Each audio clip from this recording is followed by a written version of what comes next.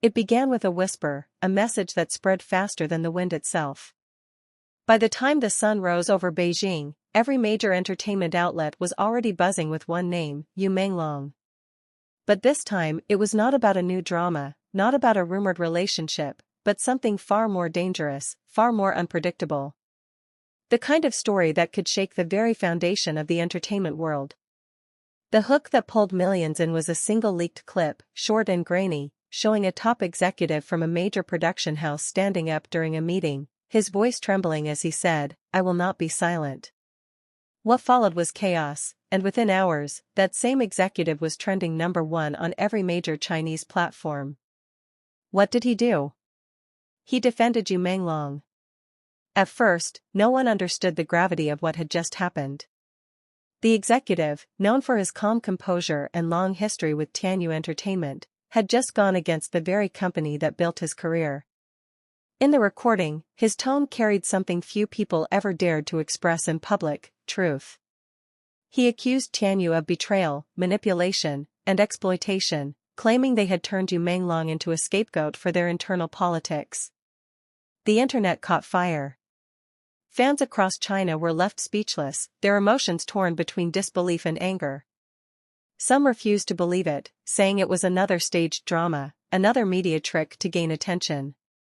But as the hours passed, more evidence started surfacing: deleted messages, anonymous emails, and a series of confidential files that somehow found their way online. Everything pointed toward one horrifying conclusion. The executive was telling the truth. Then came Tianyu's response. A public statement appeared on every major social media platform, short but filled with venom.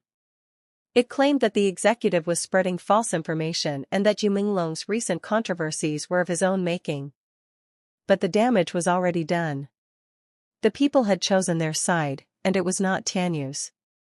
Hashtags like "Stand with Yu Menglong" and "Justice for the Executive" began trending worldwide.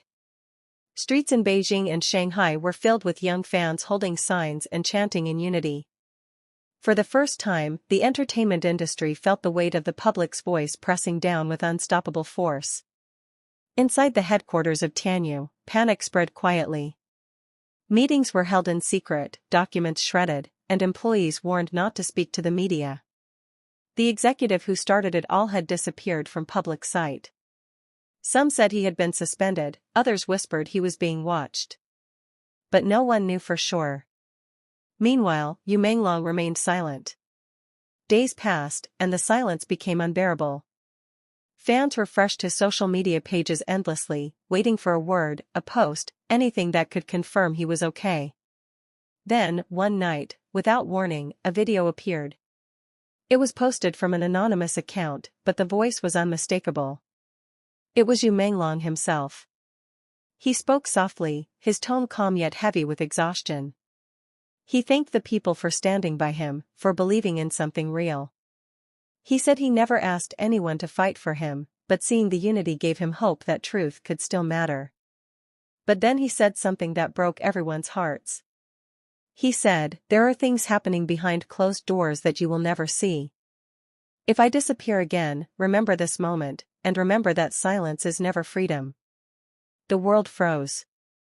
The clip spread faster than wildfire, translated into dozens of languages, replayed on every news outlet and social feed. His words became a symbol of rebellion, a reminder that even in a world built on image and power, there were still people brave enough to speak. As pressure on Tianyu mounted, more employees began leaking information. Internal memos revealed plans to suppress the executive's voice and tarnish Yu Menglong's image. The public was furious. Petitions to boycott Tianyu's upcoming projects gained millions of signatures. Major brands began pulling partnerships, fearing association with the scandal. And then, something unexpected happened. The executive who started it all reappeared. This time in a live stream watched by millions. His face was tired, his voice unsteady, but his message was clear.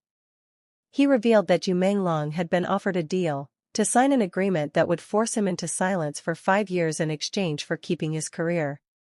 He refused. And that was the reason everything began to crumble. Viewers were stunned. Tears filled comment sections as fans typed messages of support. Within hours, news outlets across Asia called it the biggest entertainment rebellion in recent memory. The boycott grew beyond Tianyu. It became a movement for artists who had been silenced, for actors who had been manipulated by corporate control. Everywhere, people began chanting one phrase, simple yet powerful: "We stand for truth." By the end of the week, Tianyu's CEO stepped down. Their stock plummeted. Their public trust shattered. But among all the chaos, one thing became clear: Yu Menglong's voice had changed everything. He had started as an actor loved for his charm and talent, but now he was something more. A symbol of defiance, of courage, of hope in a world that often traded honesty for control. And as fans across China celebrated, one line from his earlier message echoed through every heart: "Silence is never freedom."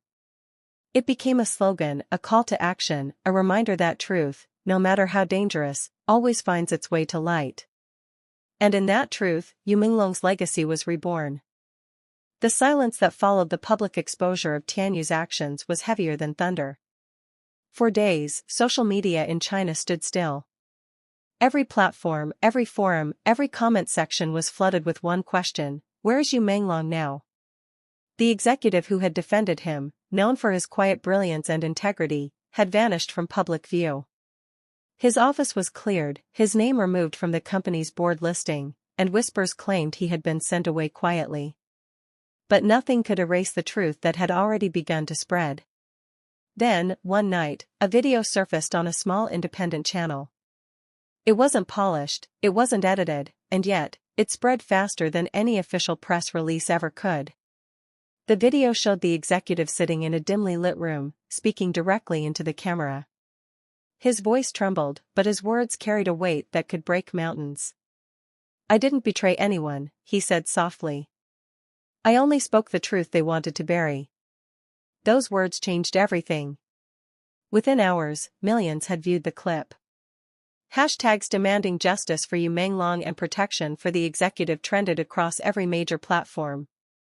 The boycott that had started as a whisper became a roar that could not be contained. Stores began removing Tianyu's products. Sponsors pulled out of deals. Actors under the same agency began releasing quiet statements of support, risking everything. And among those voices was one that no one expected: Xing Fei. Her message was simple, yet powerful. "They silenced too many voices. Not anymore." Behind the scenes, Yu Menglong had remained silent, watching the chaos unfold from afar. Those closest to him said he was writing again, spending long nights in isolation. But then came the morning when his voice returned, not in person, but through a letter, a message he released online, titled "The Weight of Truth." He wrote, "Art is not meant to please the powerful. It is meant to reflect the truth, no matter how painful. I owe my voice to those who still dare to listen." The internet broke. Fans wept. Journalists froze mid-sentence. The letter wasn't just a statement, it was a rebirth. It was as if Yu Menglong had risen again, not to reclaim fame, but to reclaim his voice. Tianyu's empire began to crumble. Leaked documents revealed years of cover-ups, manipulation, and silencing. Executives resigned. The CEO disappeared from public events. The once untouchable company was suddenly at the mercy of the people it had dismissed for so long. And in the midst of it all, the executive reappeared, not in a press conference, but standing beside Yu Menglong at a quiet public event, organized by fans to celebrate artistic freedom.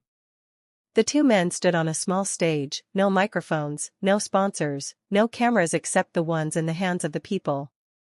Yu Menglong looked into the crowd, his expression calm yet resolute. "They tried to take away our voices," he said, "but they forgot that truth doesn't belong to the powerful. It belongs to all of us." Applause erupted, but what followed was even more powerful. A young woman from the crowd stepped forward holding a sign that read, "We speak because you did." It was at that moment everyone realized this was no longer just a celebrity story. It had become a movement. Over the following months, Tianyu lost its hold on the entertainment world. A new wave of creators, artists, and actors rose, fearless and unbound.